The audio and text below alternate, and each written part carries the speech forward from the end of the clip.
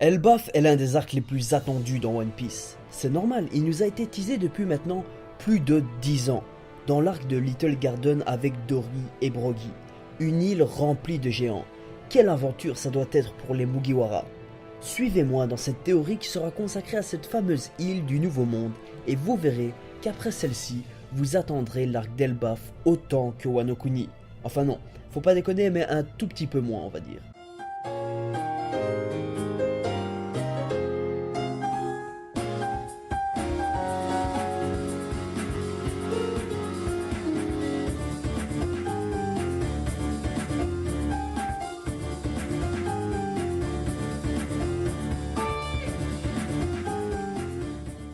Très important, si vous n'êtes pas à jour dans les scans, ne regardez pas cette vidéo car vous allez vous faire spoiler et ce serait un peu bête. Donc voilà. Avant de rentrer dans la théorie, l'île des géants dans One Piece s'appelle bien Elbaf et non pas Erbaf. C'est très important pour la vidéo et je voulais juste le préciser. Saviez-vous qu'Eiichiro Oda était fan de Vikings dès l'âge de 4 ans grâce à l'anime japonais Vic le Viking? C'est notamment grâce à cet anime qu'il a eu l'idée de créer One Piece. Donc, si Eiichiro Oda était fan de Vikings dès l'âge de 4 ans, c'est je pense normal qu'il va faire au mieux pour que l'arc d'Elbaf soit un grand arc de One Piece. Parce que, vous savez, les géants dans le manga sont un peu les Vikings de notre monde, je ne sais pas si vous aviez déjà remarqué. Elbaf, cette fameuse île mystérieuse du Nouveau Monde, sera je pense l'un des derniers arcs de One Piece. Je m'explique. Actuellement nous sommes au chapitre 838, dans l'arc de Whole Cake Island. Ensuite, normalement, et je dis bien normalement, nous irons sur l'île de Wano Kuni. Ces deux arcs vont durer combien de temps vous croyez? 5 ans tout, voire plus? Moi je pencherais entre 5 et 7 ans. Oda a dit dernièrement dans une interview que nous étions à environ 65% du manga, ou 70, je ne sais plus trop. Donc bon, avec la rêverie qui s'annonce, Wano Kuni, etc., je vois vraiment Elbaf comme l'un des derniers grands arcs de One Piece avant l'arc final.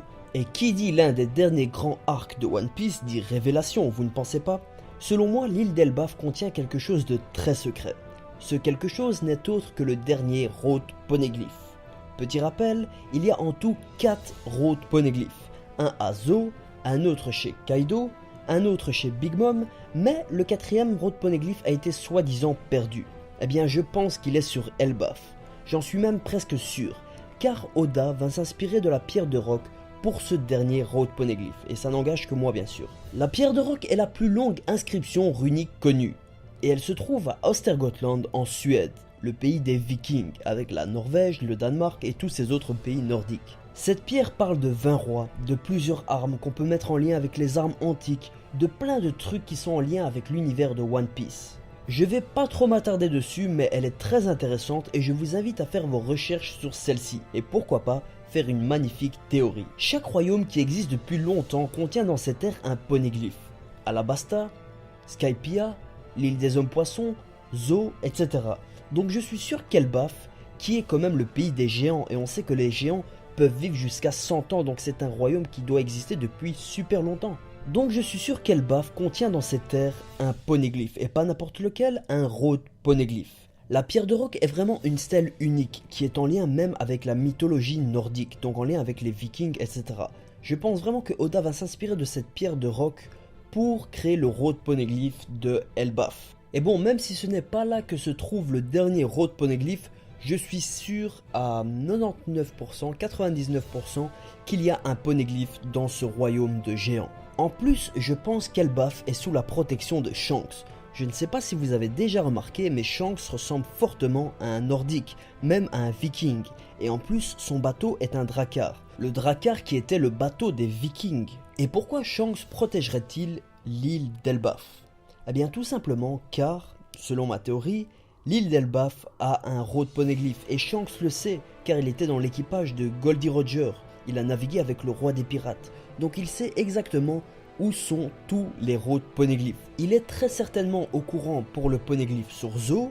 Par contre, pour celui de Big Mom et Kaido, peut-être que ces deux empereurs ont volé ces Road Poneglyphs à quelqu'un, à un ancien membre de l'équipage de Goldie Roger, je ne sais pas. Ça, seul l'avenir nous le dira. Mais je suis presque sûr que Shanks est le protecteur de l'île d'Elbaf. Et bon, tous les Yonko ont des territoires. Big Mom, l'île des hommes poissons, et Totland, Barbe Blanche, on connaît pas trop ses territoires, mais on sait que avant l'île des hommes poissons était sous sa protection. On sait que Kaido est sur Wano, donc peut-être que Wano est le territoire de Kaido. Voilà, tous les empereurs ont des territoires, à part pour Barbe Noire, mais bon, lui, c'est un jeune Yonko, on va dire, il est Yonko depuis pas beaucoup de temps. Mais bon, Shanks c'est quand même un ancien empereur et c'est assez bizarre qu'on n'ait pas d'informations sur ces territoires. Bon, passons à autre chose. Aviez-vous déjà remarqué qu'Elbaf à l'envers veut dire fable? Oda n'a sûrement pas fait ça par hasard. Qui raconte des fables dans One Piece? Dans le mille, Usopp. Bon, c'est pas un secret qu'Usopp sera un personnage clé dans l'arc d'Elbaf. Il veut y aller depuis longtemps, tout comme Luffy. Quand nous serons sur cette île, je pense que cela sera l'année d'Usopp. Tout comme l'année 2016 est celle de Sanji. Usopp a un lien spécial avec les géants. Chaque géant qu'on a rencontré dans le récit a été en lien avec Usopp. Dory et Brogy ont influencé Usopp pour son rêve et grâce à eux, Usopp veut aller maintenant sur Elbaf.